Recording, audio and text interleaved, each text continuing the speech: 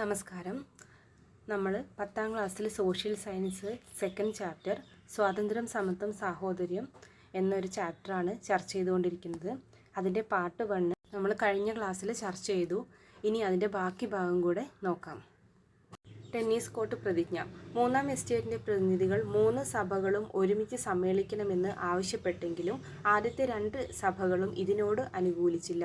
ഇതിനെ തുടർന്ന് 1789 ജൂൺ 17-ാം തീയതി 3ാം എസ്റ്റേറ്റിലെ അംഗങ്ങൾ തങ്ങളാണ് ഫ്രാൻസിൻ്റെ യഥാർത്ഥ പ്രതിനിധികൾ എന്ന് പ്രഖ്യാപിക്കുകയും തങ്ങളുടെ സഭയെ ഫ്രഞ്ച് ദേശീയ സഭ എന്ന് വിളിക്കുകയും ചെയ്തു.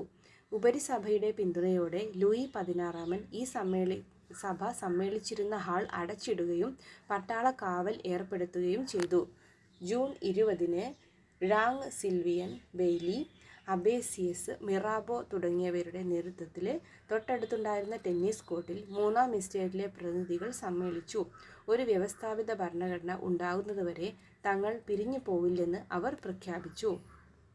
ഇത് പിൽക്കാലത്ത് ടെന്നീസ് കോർട്ട് പ്രതിജ്ഞ എന്നറിയപ്പെട്ടു. ഈ സംഭവമാണ് പാഠഭാഗത്തിൻ്റെ ആമുഖത്തിൽ പരാമർശിച്ചിരിക്കുന്നത്. ദേശീയ സഭയുടെ ഈ സമ്മേളനമാണ് പിൽക്കാല ചരിത്രത്തിൽ ടെന്നീസ് കോർട്ട് അസംബ്ലി എന്ന പേരിൽ വിഖ്യാതമായത്. അപ്പോൾ എന്നാണ് ടെന്നീസ് കോർട്ട് പ്രതിജ്ഞ നടന്നത്? 1789 ജൂൺ 17 അടുത്തത് ബാസ്റ്റിലിൻ്റെ പതനവും വിപ്ലവത്തിൻ്റെ ആരംഭവും. ലൂയി 16 രാജാവ് തൻ്റെ ഉപദേഷ്ടാവായിരുന്ന നെക്കറെ സ്ഥാനഭ്രഷ്ടനാക്കുകയും പാരീസ് വിട്ടുപോകാൻ ആജ്ഞാപിക്കുകയും ചെയ്തു എന്ന വാർത്ത കാട്ടുതീ പോലെ പടർന്നു. പ്രകോപിതരായ ജനക്കൂട്ടം പാരീസ് നഗരത്തിൻ്റെ ധാന്യ സംഭരണശാലകളും റൊട്ടിക്കടകളും കയ്യേറി. ആയുധങ്ങൾ സംഭരിച്ച അവർ 1789 ജൂലൈ 14-ാം തീയതി ബൂർബൺ. ഇനി സ്ത്രീകളും ഫ്രഞ്ച് വിപ്ലവവും. ഭക്ഷ്യക്ഷാമവും ദേശീയ സഭയോട് സഹകരിക്കാത്ത ലൂയി 16 നയങ്ങളും സ്ത്രീകളെ പ്രക്ഷോഭത്തിനിറങ്ങാൻ പ്രേരിപ്പിച്ചു. ആയിരക്കണക്കിന് സ്ത്രീകൾ ചൂൽ ഉൾപ്പെടെയുള്ള നിത്യോപയോഗ സാമഗ്രികളും വാൾ, കുന്തം, തോക്ക് എന്നിവയും കയ്യിലേന്തി ബൂർബൻ രാജാക്കന്മാരുടെ വസതിയായ പാരീസിലെ വേഴ്സായ് കൊട്ടാരത്തിലേക്ക് മാർച്ച് ചെയ്തു. അവരോടൊപ്പം വലിയൊരു ജനക്കൂട്ടവും ഉണ്ടായിരുന്നു. രാജാവിനെയും കുടുംബത്തെയും അവർ നിർബന്ധപൂർവ്വം പാരീസിലേക്ക് കൊണ്ടുവന്നു. ഗത്യന്തരമില്ലാതെ ദേശീയ സഭയുടെ തീരുമാനങ്ങൾ അംഗീകരിക്കാമെന്ന് ലൂയി 16 ഉറപ്പുകൊടുത്തു. ഫ്രാൻസിലെ പ്രശസ്ത നാടകകൃത്തും പൊതുപ്രവർത്തകയുമായിരുന്ന ഒളിമ്പ് ദേ ഗുഷ് വിപ്ലവകാലത്ത് സ്ത്രീകളുടെ അവകാശങ്ങൾക്ക് വേണ്ടി വാദിച്ച ഉറച്ച സ്ത്രീ ശബ്ദമായിരുന്നു. സ്ത്രീയുടെയും സ്ത്രീ പൗരരുടെയും അവകാശ പ്രഖ്യാപനം എന്ന പ്രസിദ്ധ ഗ്രന്ഥത്തിൽ പുരുഷന്മാർക്ക് ലഭിച്ച അവകാശങ്ങൾ സ്ത്രീകൾക്കും ലഭിക്കണമെന്ന് അവർ ആവശ്യപ്പെട്ടു. സ്ത്രീകൾക്കും പുരുഷന്മാർക്കും തുല്യ അധികാരവും അവകാശങ്ങളുമുള്ള സാമൂഹിക ഘടനയ്ക്ക് വേണ്ടി അവർ നിലകൊണ്ടു. സ്ത്രീ സമത്വത്തിനു വേണ്ടി വാദിച്ച മറ്റൊരു വനിതയായിരുന്നു മാഡം ഴാങ് റോളണ്ട്. സ്ത്രീകളുടെ ഈ അവകാശ സമരത്തിന് ചില നേട്ടങ്ങളുണ്ടായി. സ്വത്തിന്മേലുള്ള അവകാശം, വിവാഹമോചനം നേടുന്നതിനുള്ള അവകാശം എന്നിവ അവയിൽ ചിലത് മാത്രമാണ്. വസ്ത്രം പ്രതിഷേധത്തിൻ്റെ പ്രതീകം. ഫ്രാൻസിലെ ഉന്നത കുലജാതർ പരമ്പരാഗതമായി ധരിച്ചിരുന്നത് കാൽമുട്ട് വരെ ഇറക്കമുള്ള ബ്രിച്ചുകൾ എന്നറിയപ്പെട്ടിരുന്ന ഒരുതരം പാൻസ് ആയിരുന്നു. ഉന്നത കുലജാതരോടുള്ള പ്രതിഷേധത്തിൻ്റെ ഭാഗമായി തൊഴിലാളികളും കർഷകരും കാൽപാദം വരെ എത്തുന്ന പാൻറ്റലോൺ എന്നറിയപ്പെടുന്ന നീളൻ ട്രൗസറുകൾ ധരിക്കാൻ തുടങ്ങി. അവർ സാൻസ്കുലോട്ടുകൾ എന്നറിയപ്പെട്ടു. വിപ്ലവാനുകൂലികളുടെ പ്രതീകമായി പാൻറ്റലോൺ മാറി. കൂടുതൽ ആളുകൾ പാൻറ്റലോൺ ധരിക്കാൻ തുടങ്ങിയത് വിപ്ലവം ജനകീയമായി മാറി എന്നതിൻ്റെ തെളിവായി. ഫ്രീജിയൻ തൊപ്പിയും വിപ്ലവത്തിൻ്റെ പ്രതീകമായിരുന്നു. അടിമത്തത്തിൽ നിന്ന് മോചിക്കപ്പെട്ടവർ എന്ന് സൂചിപ്പിക്കുന്നതിന് വേണ്ടിയാണ് തൊഴിലാളികൾ ചുവപ്പ് നിറത്തിലുള്ള ഫ്രീജിയൻ തൊപ്പി ധരിച്ചത്. അപ്പോൾ ഇവിടെ നമുക്ക് കാണാം സാൻസ്കുലോട്ട് ദമ്പതിമാരിൽ 2 പേരുണ്ട്. ഫ്രീജിയൻ തൊപ്പി, ചുവപ്പ് നിറത്തിലുള്ള തൊപ്പി. അടുത്തത് പുതിയ ഭരണഘടന. സ്വതന്ത്രരും അവകാശങ്ങളിൽ തുല്യതയുള്ളവരുമായിട്ടാണ് മനുഷ്യർ ജനിക്കുന്നതും ജീവിക്കുന്നതും. ഒരു കോട്ടാണ്. സ്വതന്ത്രരും അവകാശങ്ങളിൽ തുല്യതയുള്ളവരുമായിട്ടാണ് മനുഷ്യർ ജനിക്കുന്നതും ജീവിക്കുന്നതും. ദേശീയ സഭ ഫ്രാൻസിനായി തയ്യാറാക്കിയ ഭരണഘടനയുടെ ആമുഖത്തിൽ നൽകിയിട്ടുള്ള മനുഷ്യാവകാശ പ്രഖ്യാപനത്തിലെ ഒരു ഭാഗമാണ് മുകളിൽ നിങ്ങൾ വായിച്ചത്. ഈ ഭരണഘടനയുടെ ആമുഖത്തിലുള്ള ഫ്രഞ്ച് മനുഷ്യാവകാശ പ്രഖ്യാപനം ഫ്രഞ്ച് വിപ്ലവത്തിൻ്റെ ഒരു പ്രധാന ഫലമാണ്. 1789 നടന്ന ഫ്രഞ്ച് മനുഷ്യാവകാശ പ്രഖ്യാപനത്തിൻ്റെ പ്രധാന ആശയങ്ങൾ എന്തൊക്കെയെന്ന് നോക്കാം. 1. സ്വതന്ത്രനായി ജനിക്കുന്ന മനുഷ്യൻ തുല്യ അവകാശങ്ങളോടെ സ്വതന്ത്രനായി ജീവിക്കുന്നു. പൂർണ്ണമായ മതസഹിഷ്ണുത പ്രഖ്യാപിച്ചു. പുരോഹിതർ ഗവൺമെൻറ്റിൻ്റെ ശമ്പളം പറ്റുന്നവരായി മാറി. ഇനി അസൈനാറ്റ് എന്താണെന്നൊരു ബോക്സിൽ കൊടുത്തിട്ട് നോക്കാം. 1789 ഫ്രാൻസിൽ പുറത്തിറക്കിയ പേപ്പർ കറൻസിയുടെ പേരായിരുന്നു അസൈനാറ്റ്. ഫ്രഞ്ച് സമ്പദ് വ്യവസ്ഥയെ സുസ്ഥിരമാക്കാനും ദേശീയ കടം വീട്ടാനുമുള്ള ബോണ്ടും പണവുമായി ഇതിനെ ഉപയോഗിക്കാൻ തീരുമാനിച്ചു. കാലക്രമേണ ഗവൺമെൻറ് അതിൻ്റെ ചെലവുകൾ വഹിക്കുന്നതിനായി അമിതമായ അളവിൽ അസൈനാറ്റ് അച്ചടിച്ചിറക്കാൻ തുടങ്ങി. ഇത് വൻതോതിലുള്ള പണപ്പെരുപ്പത്തിനും കറൻസിയുടെ ദ്രുതഗതിയിലുള്ള മൂല്യത്തകർച്ചയ്ക്കും കാരണമായി. 1796 ആയപ്പോഴേക്കും അസൈനാറ്റിൻ്റെ മൂല്യം നഷ്ടപ്പെട്ടു. അപ്പോൾ അസൈനാറ്റ് എന്താണ്? 1789 ഫ്രാൻസിൽ പുറത്തിറക്കിയ പേപ്പർ കറൻസി ആയിരുന്നു. പക്ഷേ എന്താണ്, ഗവൺമെൻറ് അതിൻ്റെ ചെലവുകൾ വഹിക്കാൻ അമിതമായി അടിച്ചിറക്കുകയും 1796 ആയപ്പോഴേക്കും അതിന് മൂല്യത്തകർച്ച സംഭവിക്കുകയും ചെയ്തു. ഇനി ഭീകരവാഴ്ചയും സെപ്റ്റംബർ കൂട്ടക്കൊലയും. 1792 ദേശീയ സഭയുടെ സ്ഥാനത്ത് നാഷണൽ കൺവെൻഷൻ എന്ന പുതിയ ഭരണസമിതി നിലവിൽ വന്നു. നാഷണൽ കൺവെൻഷൻ ഫ്രാൻസിനെ ഒരു റിപ്പബ്ലിക്കായി പ്രഖ്യാപിക്കുകയും ലൂയി 16 വധശിക്ഷയ്ക്ക് വിധേയനാക്കുകയും ചെയ്തു. ഒരു റിപ്പബ്ലിക്കായി മാറിയ ഫ്രാൻസിൻ്റെ ഭരണ നേതൃത്വം ജാക്കോബിനുകൾ പിടിച്ചെടുത്തു. യൂറോപ്പിലെ പ്രബല ശക്തികളായ ബ്രിട്ടനും ഓസ്ട്രിയയും റഷ്യയും ഫ്രാൻസിനെ ആക്രമിച്ചപ്പോൾ ഈ സ്ഥിതിവിശേഷം നേരിടുന്നതിനു വേണ്ടി പൊതുരക്ഷാ കമ്മിറ്റി രൂപീകരിച്ചു. ഈ കമ്മിറ്റിയുടെ നേതൃത്വത്തിൽ അതിഭീകരമായ ഭരണമാണ് ഫ്രാൻസിൽ അരങ്ങേറിയത്. പാരീസ് നഗരത്തിൻ്റെ ഭരണം ടാൻഡൻ, ഹെർബർട്ട് മാറാട്ട്, റോബസ്പിയർ എന്നിവരുടെ കൈകളിലായിരുന്നു. പ്രഭുക്കൾ, പുരോഹിതർ, രാജാവിനെ അനുകൂലിക്കുന്നവർ എന്നിങ്ങനെ ആയിരക്കണക്കിന് ജനങ്ങളെ ദിനംപ്രതി രാജ്യദ്രോഹികളെന്ന് മുദ്രകുത്തി കാരാഗൃഹത്തിൽ അടച്ചു. ജയിലുകൾ നിറഞ്ഞപ്പോൾ തിരക്ക് കുറയ്ക്കാൻ വേണ്ടി 1500ഓളം പേരെ പാരീസിലെ തെരുവുകളിൽ വെച്ച് കൊലപ്പെടുത്തി. ഇതാണ് കുപ്രസിദ്ധമായ സെപ്റ്റംബർ കൂട്ടക്കൊല എന്നറിയപ്പെടുന്നത്.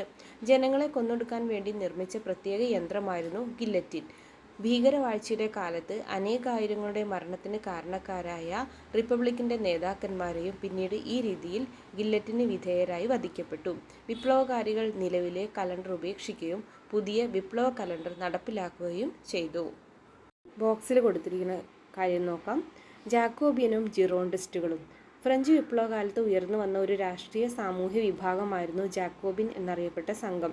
ജാക്കോബിൻ കോൺവെന്റിലാണ് ഇവർ ആദ്യകാലത്ത് യോഗം ചേർന്നിരുന്നത്. അതിനാലാണ് ഇവർ ജാക്കോബിനുകൾ എന്നറിയപ്പെട്ടത്. ഈ സംഘത്തിൻ്റെ ഒരു പ്രധാന നേതാവായിരുന്നു റോബസ്പിയർ. അക്കാലത്ത് ഫ്രഞ്ച് രാഷ്ട്രീയത്തിൽ വലിയ സ്വാധീനം ചെലുത്തുന്നവരായിരുന്നു ജാക്കോബിനുകൾ. ഫ്രഞ്ച് വിപ്ലവത്തിൽ പങ്കെടുത്ത മറ്റൊരു പ്രധാന വിഭാഗമായിരുന്നു ജിറോണ്ടിസ്റ്റുകൾ. ഫ്രാൻസിൻ്റെ തെക്ക് പടിഞ്ഞാറുള്ള ജിറോണ്ട് പ്രദേശത്തു നിന്നും വന്ന ദേശീയ അസംബ്ലിയിലെ അംഗങ്ങളായിരുന്നു ഇവരിൽ ചിലർ. ജാക്കോബിനുകളിൽ നിന്ന് വ്യത്യസ്തമായി ഇവർ മിതവാദ നിലപാടുകൾ സ്വീകരിച്ചു. ഭൂവുടമകളും വ്യാപാരികളുമായിരുന്ന ഉന്നത വർഗക്കാരുടെ പ്രതിനിധികളായിരുന്നു ഇവർ. ഇനി വിപ്ലവ കലണ്ടർ. ഫ്രാൻസിൽ നിലവിലുണ്ടായിരുന്ന ഗ്രിഗോറിയൻ കലണ്ടറിന് പകരമായി 1793 ഒക്ടോബർ നിലവിൽ വന്ന കലണ്ടറാണ് ഇത്. വിപ്ലവ കലണ്ടർ എന്ന പേരിൽ പ്രശസ്തമായ ഈ കലണ്ടർ തുടങ്ങുന്നത് ഫ്രാൻസ് റിപ്പബ്ലിക്കായി മാറിയ 1792 സെപ്റ്റംബർ 22-നാണ്. ഈ കലണ്ടറിൽ 7 ദിവസങ്ങളുള്ള ആഴ്ചകൾക്ക് പകരം 10 ദിവസങ്ങൾ വീതമുള്ള 3 ദശകങ്ങളാണ് ഉണ്ടായിരുന്നത്. ഈ കലണ്ടർ പൂർണ്ണമായും ഒരു മതേതര കലണ്ടറായിരുന്നു. വിപ്ലവത്തിൻ്റെ 12ാം വർഷം വരെ, അതായത് 1801 വരെ ഈ കലണ്ടറാണ് ഫ്രാൻസിൽ പ്രചാരത്തിലുണ്ടായിരുന്നത്. അപ്പോൾ ഫ്രാൻസിലെ നിലവിലുണ്ടായിരുന്ന ഗ്രിഗോറിയൻ കലണ്ടറിന് പകരമായി 1793 ഒക്ടോബർ വന്ന കലണ്ടറാണ് വിപ്ലവ കലണ്ടർ. ഇതിൻ്റെ പ്രത്യേകത, ഈ കലണ്ടറിൽ 7 ദിവസങ്ങളുള്ള ആഴ്ചകൾക്ക് പകരം 10 ദിവസം വീതമുള്ള 3 ദശകങ്ങളാണ് ഉണ്ടായിരുന്നത്. ഇത് പൂർണ്ണമായും മതേതര കലണ്ടറായിരുന്നു. വിപ്ലവത്തിൻ്റെ 12ാം വർഷം വരെ, 1801 വരെ ഈ കലണ്ടറാണ് ഫ്രാൻസിൽ പ്രചാരത്തിൽ ഉണ്ടായിരുന്നത്. ഇനി ഗില്ലറ്റിൻ. ഫ്രഞ്ച് വിപ്ലവ കാലത്ത് കൂടുതൽ പേരെ പെട്ടെന്ന് ശിരച്ഛേദം ചെയ്ത് വധിക്കുന്നതിന് വേണ്ടി ഉപയോഗിച്ച ഭയാനകമായ ഉപകരണമാണ് ഗില്ലറ്റിൻ. ഈ ആശയം നിർദ്ദേശിച്ച ഡോക്ടർ ജോസഫ് ഇഗ്നാസ് ഗില്ലോട്ടിൻ്റെ പേരിലാണ് ഇത് അറിയപ്പെടുന്നത്. ലൂയി 16 രാജാവിനെയും ഭാര്യ മേരി അന്റോയിനറ്റ് രാജ്ഞിയെയും ഗില്ലറ്റിൻ ഉപയോഗിച്ചാണ് വധിച്ചത്. ഭീകരവാഴ്ചയുടെ കാലത്ത് വിപ്ലവ നേതാവായിരുന്ന റോബസ്പിയറിനെയും ഗില്ലറ്റിന് വിധേയമാക്കി. പുതിയ ഭരണഘടന വരുന്നു. ഭീകരവാഴ്ച അവസാനിച്ച ശേഷം 1795 ഫ്രാൻസിൽ പുതിയ ഭരണഘടന നിലവിൽ വന്നു. ഇതുപ്രകാരം 5 അംഗങ്ങൾ അടങ്ങിയ സമിതിയാണ് ഭരണം നിർവഹിച്ചത്. ഈ ഭരണ സംവിധാനം ഡയറക്ടറി എന്ന് വിളിക്കപ്പെട്ടു. അഴിമതിയും കെടുകാര്യസ്ഥതയും ഡയറക്ടറിയുടെ തകർച്ചയ്ക്ക് കാരണമായിത്തീർന്നു. ജനങ്ങൾ കൂടുതൽ ദാരിദ്ര്യത്തിലേക്ക് നീങ്ങുകയും അവർ പുതിയ ഗവൺമെൻറ്റിൽ വിശ്വാസം നഷ്ടപ്പെടുകയും ചെയ്തു. ഇനി ഫ്രഞ്ച് വിപ്ലവത്തിൻ്റെ അനന്തരഫലങ്ങൾ. ഫ്രഞ്ച് വിപ്ലവത്തിൻ്റെ ഏറ്റവും പ്രകടമായ ഫലം ഫ്രാൻസിലെ ഫ്യൂഡലിസത്തിൻ്റെ തകർച്ചയാണ്. പഴയ ഭരണത്തിൽ ഉണ്ടായിരുന്ന നിയമങ്ങൾ വിപ്ലവത്തോടെ ഇല്ലാതായി. സഭയുടെ കൈവശമുണ്ടായിരുന്ന ഭൂമി ഇടത്തരക്കാരുടെ കൈവശമായി തീർന്നു. പ്രഭുക്കളുടെ ഭൂമി കണ്ടുകെട്ടുകയും അവർക്കുണ്ടായിരുന്ന എല്ലാ ആനുകൂല്യങ്ങളും നിർത്തലാക്കുകയും ചെയ്തു. ഏകീകൃത അളവുതൂക്ക സമ്പ്രദായം അല്ലെങ്കിൽ മെട്രിക് സമ്പ്രദായം നടപ്പിലാക്കിയതോടുകൂടി അളവുതൂക്കങ്ങളിലെ കൃത്യതയില്ലായ്മ അവസാനിച്ചു. ആധുനിക ദേശീയത എന്ന ആശയം ഫ്രഞ്ച് വിപ്ലവത്തിൻ്റെ സംഭാവനയാണ്. ഒരു രാജ്യത്തിൻ്റെ നിലനിൽപ്പ് രാജവംശത്തിലൂടെയല്ലാതെ ദേശീയ സ്വഭാവത്തിലൂടെ പ്രകടമാക്കാൻ തുടങ്ങിയത് ഫ്രഞ്ച് വിപ്ലവം മുതലാണ്. രാഷ്ട്രം എന്ന സങ്കല്പം അതിൻ്റെ പൂർണ്ണമായ അർത്ഥത്തിൽ നിലവിൽ വന്നതും ഫ്രഞ്ച് വിപ്ലവത്തിന് ശേഷമാണ്.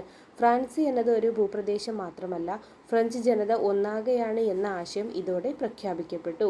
ദേശീയതയ്ക്കൊപ്പം വളർന്ന മറ്റൊരാശയമാണ് ജനാധിപത്യ ഭരണക്രമം.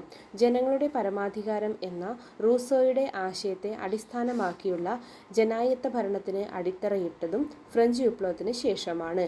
19-20 നൂറ്റാണ്ടുകളിൽ ഏഷ്യയിലും ആഫ്രിക്കയിലും നടന്ന ദേശീയ സ്വാതന്ത്ര്യത്തിനു വേണ്ടിയുള്ള സമരങ്ങളെയും ഫ്രഞ്ച് വിപ്ലവം സ്വാധീനിച്ചു. നെപ്പോളിയൻ. അദ്ദേഹത്തിൻ്റെ ഒരു കോട്സ് കൊടുത്തിട്ടുണ്ട്. ഫ്രാൻസിൻ്റെ കിരീടം അഴുക്കുചാലിൽ കിടക്കുന്നത് ഞാൻ കണ്ടു.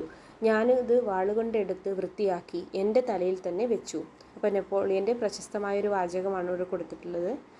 ഫ്രാൻസിൽ നിലവിലിരുന്ന ഡയറക്ടറിയെ പുറത്താക്കി അധികാരം പിടിച്ചെടുത്ത നെപ്പോളിയൻ ബോണപ്പാർട്ടിൻ്റെ വാക്കുകളാണിവ.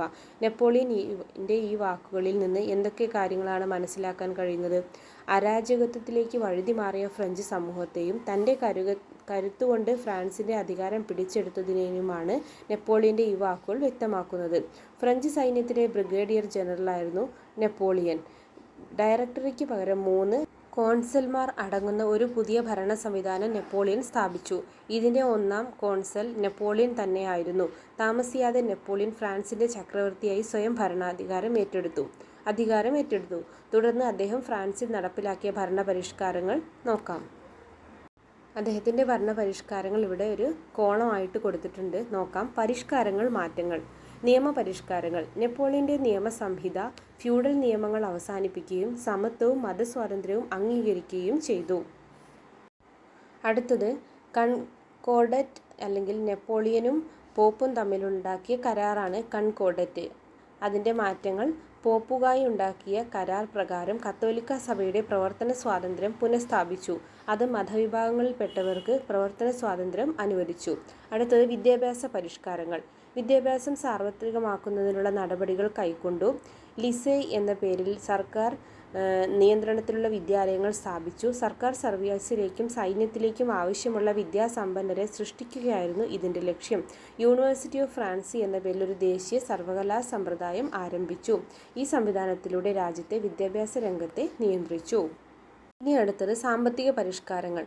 ബാങ്ക് ഓഫ് ഫ്രാൻസ് സ്ഥാപിക്കുകയും ഏകീകൃത കറൻസി സംവിധാനം നടപ്പിലാക്കുകയും ചെയ്തു. സൈനിക പരിഷ്കാരങ്ങൾ. സൈന്യത്തെ പല ബറ്റാലിയനുകളായി പുനഃസംഘടിപ്പിച്ചു. ഫ്രാൻസിൻ്റെ ശത്രുക്കളെ ഇല്ലാതാക്കുക എന്ന ലക്ഷ്യത്തോടെ നെപ്പോളിയൻ നിരവധി യുദ്ധങ്ങൾ നടത്തി. ഓസ്ട്രിയ, പ്രഷ്യ തുടങ്ങിയ രാജ്യങ്ങളെ അദ്ദേഹം യുദ്ധത്തിൽ പരാജയപ്പെടുത്തി. നെപ്പോളിയൻ്റെ മുഖ്യ ശത്രു ബ്രിട്ടനായിരുന്നു. മികച്ച ഒരു നാവിക ശക്തിയായ ബ്രിട്ടനെ നേരിട്ട് കീഴടക്കാൻ സാധ്യമല്ല എന്നറിയാമായിരുന്ന നെപ്പോളിയൻ ബ്രിട്ടനെ സാമ്പത്തികമായി തകർക്കാനുള്ള പദ്ധതികളാണ് ആവിഷ്കരിച്ചത്. ഇതിനായി ആവിഷ്കരിച്ച പദ്ധതിയായിരുന്നു കോണ്ടിനെൻ്റൽ വ്യവസ്ഥ. ഇത് പ്രകാരം ഫ്രാൻസിൻ്റെ അധീനതയിലുള്ളതോ ഫ്രാൻസുമായി സൗഹൃദത്തിലുള്ളതോ ആയ രാജ്യങ്ങളെ ബ്രിട്ടനുമായുള്ള വ്യാപാരത്തിൽ നിന്ന് വിലക്കി. ഇതിൽ പൂർണ്ണ വിജയം കൈവരിക്കാൻ നെപ്പോളിയന് കഴിഞ്ഞില്ല. മാത്രമല്ല ബ്രിട്ടനുമായുള്ള തുടർച്ചയായ യുദ്ധങ്ങളിലേക്കും ഇത് നയിച്ചു. 1815 നടന്ന വാട്ടർലൂ യുദ്ധത്തിൽ നെപ്പോളിയനുമേൽ ബ്രിട്ടൻ അന്തിമ വിജയം നേടി. ഇനി യൂറോപ്പിൻ്റെ ഭൂപടം മാറ്റിവരയ്ക്കപ്പെടുന്നു. നെപ്പോളിയൻ്റെ പരാജയത്തിന് ശേഷം യൂറോപ്പിലെ രാജ്യങ്ങൾ 1815 വിയന്നയിൽ യോഗം ചേർന്ന് ചില സുപ്രധാന തീരുമാനങ്ങൾ കൈക്കൊണ്ടു. ഇത് വിയന്ന സമ്മേളനം എന്നറിയപ്പെടുന്നു. ഈ സമ്മേളനത്തിന് നേതൃത്വം നൽകിയത് ഓസ്ട്രിയൻ ചാൻസലറായിരുന്ന മെറ്റേണിച്ച് ആയിരുന്നു. വിയന്ന സമ്മേളനത്തോടുകൂടി യൂറോപ്പിലെ ഫ്രഞ്ച് മേധാവിത്വം അവസാനിച്ചു. വിയന്ന സമ്മേളനത്തിൻ്റെ പ്രധാന തീരുമാനങ്ങൾ. യൂറോപ്പിലെ രാജ്യങ്ങൾ ഫ്രഞ്ച് വിപ്ലവത്തിന് മുമ്പുള്ള രാജഭരണം പുനഃസ്ഥാപിക്കുക. ഫ്രാൻസിൽ ബൂർബൻ രാജഭരണം പുനഃസ്ഥാപിക്കുക. ബ്രിട്ടൻ്റെ നാവിക മേധാവിത്വവും റഷ്യയുടെ കിഴക്കൻ യൂറോപ്പിലെ ആധിപത്യവും അംഗീകരിക്കുക. മധ്യ യൂറോപ്പിൽ ഓസ്ട്രിയയുടെ മേധാവിത്വം അംഗീകരിക്കുക. അടുത്തത് സ്വാതന്ത്ര്യത്തിൻ്റെ മരം. അമേരിക്കൻ സ്വാതന്ത്ര്യ സമരത്തിലെ ഒരു ആലങ്കാരിക പ്രയോഗമായിരുന്നു സ്വാതന്ത്ര്യത്തിൻ്റെ മരം എന്നത്.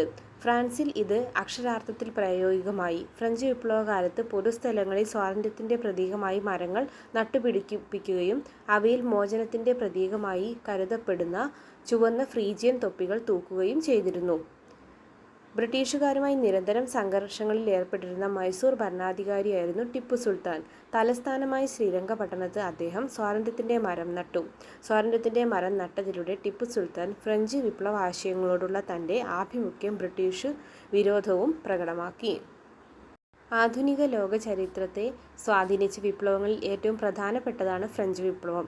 ഫ്രാൻസിലെ സാധാരണക്കാരും മധ്യവർഗവും ചേർന്ന് തങ്ങൾക്ക് നിഷേധിക്കപ്പെട്ട അവകാശങ്ങൾക്കായി നടത്തിയ മുന്നേറ്റമായിരുന്നു ഇത്. ഫ്രഞ്ച് വിപ്ലവം മുന്നോട്ട് വെച്ച ആശയങ്ങൾ പിൽക്കാല ലോകത്തെ മുഴുവൻ സ്വാധീനിക്കുകയുണ്ടായി. അപ്പോൾ ഇത്രയുമാണ് നമ്മളെ സോഷ്യൽ സയൻസ് 10ാം ക്ലാസ്സിലെ രണ്ടാമത്തെ ചാപ്റ്ററായ സ്വാതന്ത്ര്യം, സമത്വം, സാഹോദര്യം. അപ്പോൾ ഇതിൻ്റെ 1ാം പാർട്ട് കണ്ടിട്ടില്ലെങ്കിൽ തീർച്ചയായും 1ാം പാർട്ട് കാണുക, എന്നിട്ട് 2ാമത്തെ പാർട്ടും കാണുക. വളരെ ഇമ്പോർട്ടൻ്റ് ആയിട്ടുള്ള ചാപ്റ്ററാണ്. എല്ലാവരും കാണുക, നന്നായിട്ട് പഠിക്കുക. Thank you for watching.